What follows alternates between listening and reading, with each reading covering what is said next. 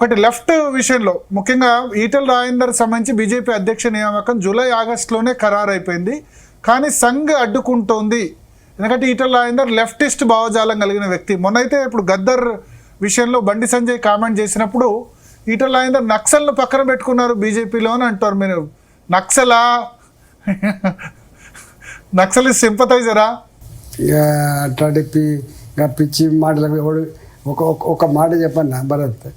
ఇప్పుడు విద్యార్థిగా ఉన్నప్పుడు ప్రతి ఒక్కరు ఏబీబీ పైన ఉంటారు, ఒకరు ఏఎస్ఎఫ్ అంటారు, ఒకరు ఎస్ఎఫ్ఐ ఉంటారు, ఒకరు పీడిఎస్ ఉంటారు. విద్యార్థులుగా ఉన్న వాళ్ళు ఎక్కడో కాడ విద్యార్థులతో పనిచేస్తూ ఉంటారు. న్యాచురల్గా మేమంతా సోషల్ వెల్ఫేర్ హాస్టల్లో ఉండేవాళ్ళం కాబట్టి ఆనాడు సోషల్ వెల్ఫేర్ హాస్టళ్లలో ఉండే విద్యార్థుల సమస్యల మీద కొట్లాడిన సంఘాలు అవే కాబట్టి న్యాచురల్గా ఉన్నాం. ఇప్పుడు నేను ఈ రాష్ట్రానికి ఒక ఆర్థిక మంత్రిగా పనిచేసి 25 భరత్ గారు 25 ఏళ్ళు అవుతుండొచ్చు నన్ను చూస్తూ ఉన్నారు.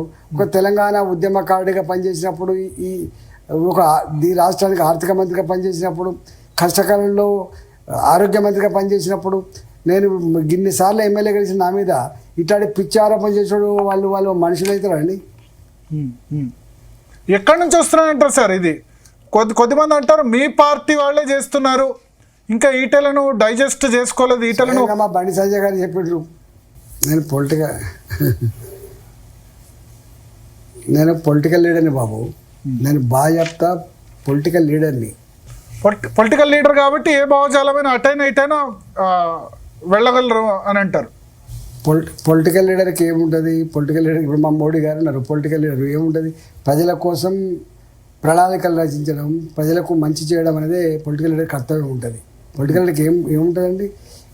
ఒక ఆర్కిటెక్ట్ దేశాన్ని నడిపించడంలో, రాష్ట్రాన్ని నడిపించడంలో, ఎమ్మెల్యేగా ఉన్నా మంత్రులుగా ఉన్నా చట్టాలు చేయడంలో, ఇవాళ రాష్ట్ర అభివృద్ధిలో, దేశ అభివృద్ధిలో భాగం పంచుకోవడం ఉంటుంది కదా. ఇంకేముంటుంది చెప్పండి.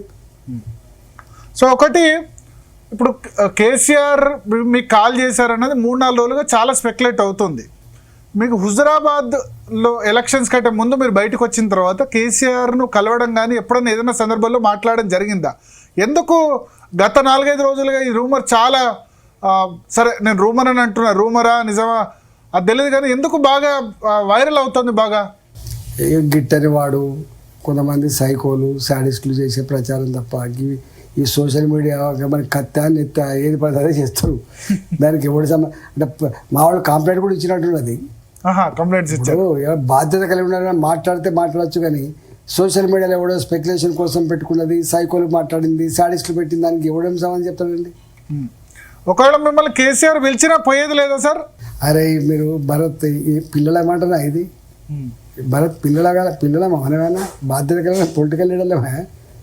వాళ్ళ పార్టీ వాళ్ళది. నా భారతీయ జనతా పార్టీలో నేను బాధ్యత స్థాయిలోనే లీడర్ని. నేను రేపు వీళ్ళనే ఓడగొట్టాలి కదా. వీళ్ళని ఓడగొట్టి రేపు భారతీయ జనతా పార్టీని తెలంగాణ గడ్డ మీద గెలిపించడమే నా కర్తవ్యం కదా. కానీ 8 మంది ఎంపీలు గెలిచిన తర్వాత బీజేపీ ఏం యాక్టివిటీ చేసింది లాస్ట్ 8 నెలల్లో? అంటే 8 నెలలు అవుతుంది, 8 మంది ఎంపీలు. రాష్ట్రంలో యాక్టివిటీ నాకు చూస్తే బీఆర్ఎస్ యాక్టివిటీ ఎక్కువ కనబడుతుంది, బీజేపీ యాక్టివిటీ కనిపించట్లేదు. ఎక్సెప్ట్ ఈటెల కొంత హైడ్రా గురించి దాని గురించి మాట్లాడారు, బట్ మిగతా వాళ్ళ యాక్టివిటీ నాకు అంత కనిపించట్లేదు. భరత్ ఈటెల వేరు బీజేపీ వేరా? అంటే భరత్ ఈటెల వేరు భారతీయ జనతా పార్టీ వేరా? నేను భారతీయ జనతా పార్టీ ఎంపీని కాదా? హైడ్రా మీద కొట్టాడినా మా పార్టీ కొట్లాడుతుంది, మూసీ నది మీద కొట్టాడినా మా పార్టీ కొట్లాడుతుంది, ఇవాళ మా సంస్కృతి సాంప్రదాయాల మీద దాడి చేసినా మా పార్టీ కొట్లాడుతుంది, అసైన్మెంట్ భూముల మీద గుంజుకునే ప్రయత్నం చేస్తున్నప్పుడు దానికి వ్యతిరేకంగా కొట్లాడింది భారతీయ జనతా పార్టీ. లగిచర్లలో అన్యాయంగా, అక్రమంగా, దుర్మార్గంగా ప్రజల్ని హింసించి వాళ్ళ భూములు గుంజుకుంటున్నాడు. లగిచర్ల మీద కొట్లాడింది మా భారతీయ జనతా పార్టీ. ఇవాళ దుర్మార్గులు, గుండాలు ప్రజలు ఎన్నడో కొనుక్కున్నటువంటి భూములను చెరబట్టి వాళ్ళని ఇబ్బంది పెడుతున్నారు. దానికి వ్యతిరేకంగా కొట్లాడింది భారతీయ జనతా పార్టీ. భారతీయ జనతా పార్టీ ఎప్పుడు ప్రజల కోసం ఉన్నది, ప్రజల అవసరాల, ప్రజల సమస్యల మీద కొట్లాడుతున్న పార్టీ భారతీయ జనతా పార్టీ. మీకు తెలుసు బాలాజీ నగర్ లాంటి ప్రాంతాల్లో, అరుంధతి నగర్లో రెవెన్యూ అధికారులు, అక్కడ మున్సిపల్ అధికారులు అక్కడ ఇల్లు కూలగొట్టే ప్రయత్నం చేస్తున్నప్పుడు దాన్ని అడ్డుకునేది భారతీయ జనతా పార్టీ. భారతీయ జనతా పార్టీ నిత్యం ప్రజలలో ఉంటుంది. భారతీయ జనతా పార్టీ నిత్యం ప్రజల కోసం కొట్లాడుతూనే ఉంటుంది.